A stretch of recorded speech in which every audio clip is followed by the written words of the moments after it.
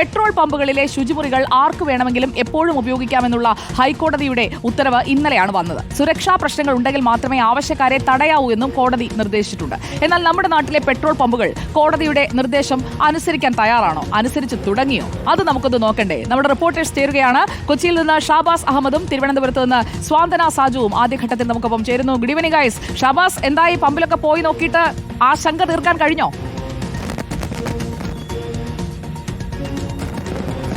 പമ്പുകളിലെ ശുചിമുറിയൊക്കെ തുറന്നിട്ടെന്ന് പറഞ്ഞാൽ പൂർണ്ണമായും എപ്പോഴും തുറന്നിടുകയല്ല. ആവശ്യക്കാർ വന്ന് ചോദിച്ചാൽ ഉടനെ തുറന്നു കൊടുക്കുമെന്നാണ് ഇവിടുത്തെ പമ്പിന്റെ ഉടമയടക്കം അറിയിക്കുന്നത്. ദേശീയപാതയോരങ്ങളിലെ പമ്പുകൾ മാത്രമാണ് പൂർണ്ണമായും തുറക്കണമെന്ന് കോടതി അറിയിച്ചെങ്കിലും ഇവിടെയുള്ള നാട്ടിൻപുറങ്ങളിലായാലും ഈ ഗ്രാമപ്രദേശങ്ങളിലും നഗരങ്ങളിലും തീർക്കാൻ ചോദിച്ചാൽ ശുചിമുറി ഇവിടെ കാണാം. അതിനു മുമ്പ് നമുക്ക് ഈ ശുചിമുറി ഉപയോഗിക്കാൻ സ്ഥിരമായി വരുന്ന പോലീസുകാരടക്കമുണ്ട്. ഇവരും ഈ പമ്പിനെയാണ് സ്ഥിരമായി ആശ്രയിക്കാറുള്ളത്. സാർ, ഇവിടെ ശുചിമുറി സ്ഥിരമായി ഇവിടെ ഉപയോഗിക്കില്ല. ഈ വലിയ ആശ്വാസമാണ് ഈ പമ്പുകളിലെ ശുചിമുറി. വലിയ ആശ്വാസമാണ്.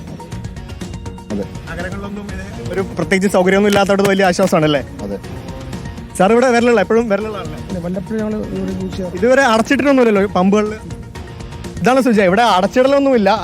പോലീസുകാർക്ക് എന്താണ് അടച്ചിടാറുള്ളത്? പോലീസുകാർക്ക് എപ്പോ വേണമെങ്കിലും പോകാമല്ലോ. ഷാബാസ് ഒന്ന് പോയി കാണിക്കൂ, എന്നാൽ മാത്രമേ ഷാബാസ് ചെന്നാൽ തുറക്കുമോയെന്ന് അറിയണമല്ലോ. കാരണം ആർക്കും ഉപയോഗിക്കാമെന്നല്ലേ പറയുന്നത്. അപ്പോൾ ഷാബാസ് ചെല്ലുമ്പോൾ എന്താണ് അവസ്ഥയെന്ന് അറിയാനാണ് നമ്മുടെ പ്രേക്ഷകർ കാത്തിരിക്കുന്നത്. അപ്പോൾ ഷാബാസ് അങ്ങോട്ടേക്ക് നീങ്ങിയുള്ളൂ. ഞാൻ സ്വാതന്ത്ര്യയുടെ അടുത്തേക്ക് ഒന്ന് പോവുകയാണ്. സ്വാതന്ത്യ, ഈ ശുചിമുറികൾ ഉപയോഗിക്കുന്നതിനായി പമ്പിലേക്ക് ചെന്നാൽ നിങ്ങൾ ആദ്യം പെട്രോളോ ഡീസലോ അടിക്കൂ, എന്നിട്ട് തുറന്നു തരാം എന്നൊക്കെ പറഞ്ഞ് താക്കോല് മാറ്റിവെക്കുന്ന ആൾക്കാരെയൊക്കെ നമ്മൾ കണ്ടിട്ടുണ്ട്. ഇന്നിപ്പോൾ എന്താണ് കോടതി ഉത്തരവ് വന്നതിന് ശേഷം തിരുവനന്തപുരത്തെ കാഴ്ച?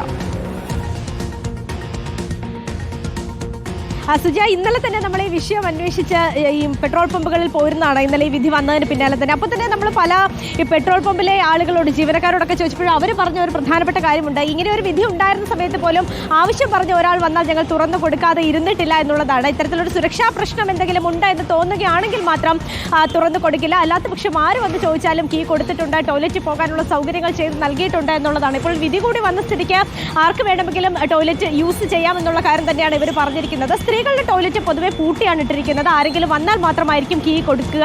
അപ്പോൾ അവർക്ക് പോയി യൂസ് ചെയ്യാം. പുരുഷന്മാരുടെ ടോയ്ലറ്റ് സാധാരണ തുറന്ന് തന്നെ ഇട്ടിരിക്കുകയാണെന്നാണ് പറയുന്നത്. ചേച്ചി, ടോയ്ലറ്റ് പോകാനൊക്കെ ആൾക്കാർ കീ ഒക്കെ കൊടുക്കും. നേരത്തെയൊക്കെ തന്നെ അങ്ങനെ കൊടുക്കും. ഇപ്പോഴും കൊടുക്കുന്നുണ്ടോ? ആരുടെ കയ്യിലാണ് കീ ഇരിക്കുന്ന? ആരുടെ ഓഫീസിലാണ് സുജ ഈ പറഞ്ഞതുപോലെ തന്നെ കീ വെച്ചിരിക്കുന്നത്. അപ്പൊ നമുക്ക് ആവശ്യമുണ്ടെങ്കിൽ നമ്മൾ ഇവിടെ വന്ന വണ്ടി വാഹനമൊക്കെ ഓഫീസിൽ പോയി ചോദിക്കുകയാണെങ്കിൽ നമുക്ക് ആവശ്യമുണ്ടല്ലോ. അപ്പോൾ അതിന്റെ ഒരു ശുചിമുറിയുടെ ഒരു അവസ്ഥയൊക്കെ എന്താണെന്ന് കൂടി അറിയണമല്ലോ. കാരണം ശുചിമുറി തുറന്നു കൊടുത്താൽ മാത്രം പോരാ, ശുചിമുറിയിൽ വെള്ളം വേണം, സൗകര്യങ്ങൾ വേണം. അതുപോലെ തന്നെ അത് കൃത്യമായിട്ട് വൃത്തിയാക്കിയൊക്കെ ഇടണം. കാരണം ആദ്യം ഉപയോഗിച്ച് പോകുമ്പോൾ അതിനുശേഷം വെള്ളമില്ല എന്നൊക്കെ പലരും പറയാറുണ്ട്. അപ്പോൾ എന്താണ് യഥാർത്ഥത്തിൽ ഈ തുറന്നു കൊടുക്കാൻ കോടതി പറഞ്ഞ പമ്പിലെ ശുചിമുറിയുടെ അവസ്ഥ? അതുകൂടി നമുക്കൊന്ന് പ്രേക്ഷകരെ കാണിച്ചു കൊടുക്കേണ്ടതുണ്ട്. അപ്പോൾ സ്വാതന്ത്ര്യം എന്തായാലും പോയി താക്കോല് ചോദിച്ചോളൂ. ഞാൻ ഷാബാസിലേക്ക് ഒന്നുകൂടി പോവുകയാണ്. എന്തായി ഷാബാസ്, താക്കോല് കിട്ടിയോ?